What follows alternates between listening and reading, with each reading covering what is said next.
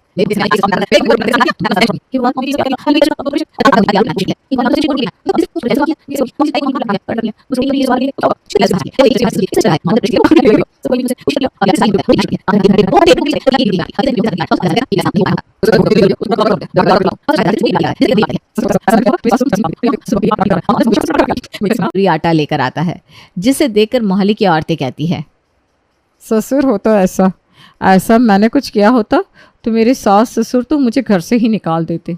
और यहाँ देखो, ससुर बहू के लिए आटे पराठा लेकर आ रहा है, मानो अंदर से बहू विश्व का सबसे बड़ा पराठा बनाकर निकालेगी।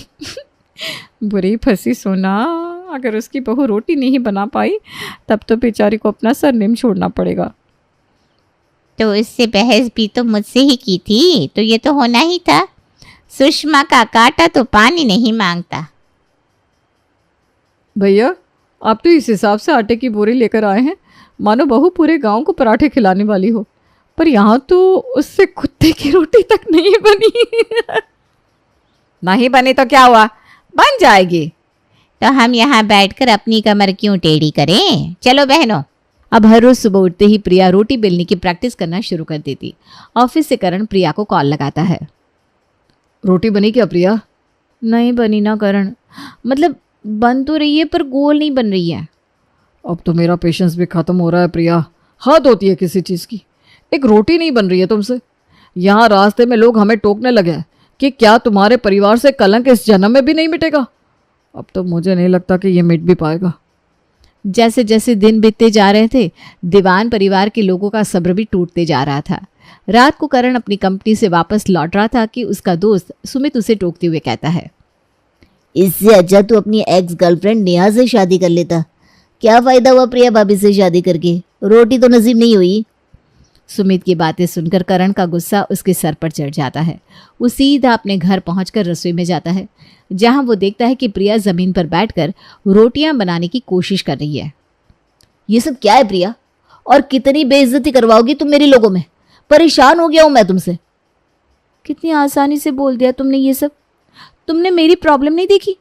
जिस लड़की ने कभी अपने घर पर काम नहीं किया है, वो पहले दिन से तुम्हारे रसोई में रोटियां बनाने की कोशिश कर रही है। पर मुझे समझ में आया, तुम्हें कोई बीवी नहीं, एक कुक चाहिए थी जो तुम्हारे कुल पर लगे कलंक को मिटा सके। तो खाना बनाने वाली से ही शादी कर लेते ना। अब तो मुझे रोटी बनानी नहीं है, आग लगे तुम्हारे कलंक को। आज 100वां दिन है, आज भी अगर रोटी नहीं बननी तो कल मैं अपना सामान लेकर इस घर से चला जाऊंगा।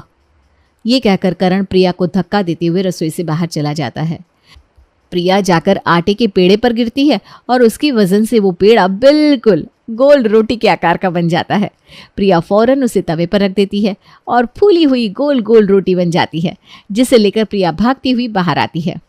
मिट गया कलंक मम्मी जी, बन गई रोटी। मुझे पूरा विश्वास था कि मेरी बहू रोटी बना लेगी और दीवान परिवार पर लगे कलंक को मिटा देगी। अब से हम भगोड़े नहीं कहलाएंगे जी, ना ही मुझे अपना सरनेम छोड़ना पड़ेगा। सबसे अच्छी बात तो यह है कि अब हमें चावल नहीं खाना पड़ेगा। अब तो निष्फिक्र हो जा बहू। अब तुझसे काम ना भी हो तो कोई बात नहीं, हम कुक रख लेंगे रोटी बनाने के लिए। हमें तो बस अपने परिवार का कलंक हटाना था, जो बहू ही हटा सकती थी। 100 दिन ही सही, वक्त पर रोटी तो बन गई। मैंने रसोई में तुमसे बहुत बुरी तरह बर्ताव किया, मुझे माफ़ कर दो। मुझे तुम्हें धक्का नहीं देना चाहिए था। चलो तुम भी मुझे धक्का दे दो। ये सब कुछ ना तुम्हारे दिए हुए धक्के के कारण ही हुआ है करण।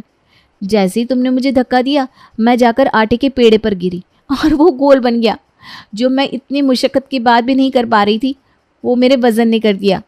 और ज़रा भी देरी ना करते हुए मैंने उस रोटी को सीधा तवे पर रख दिया और वो फूल भी गई और बन गई रोटी। तो मम्मी जी, आपके कमरे में ये दूसरी रोटी को भी फ़ोटो फ्रेम करवा लें? हाँ हाँ बेटा बिल्कुल, पर इसके पहले मैं पूरे मोहल्ले में मिठाइयाँ बांटूंगी। मैं तो कहता हूँ आज रेस्टोरेंट चलते हैं और सभी प्रकार की रोटियाँ ट्राई करते हैं। क्या कहती हो बहू? आज पूरा दीवान परिवार एक रंग के कपड़े पहनकर रेस्टोरेंट में पहुंच जाता है। आपका तो वही फिक्स है ना सर, दम आलू और फ्राइड राइस? नहीं, आज तो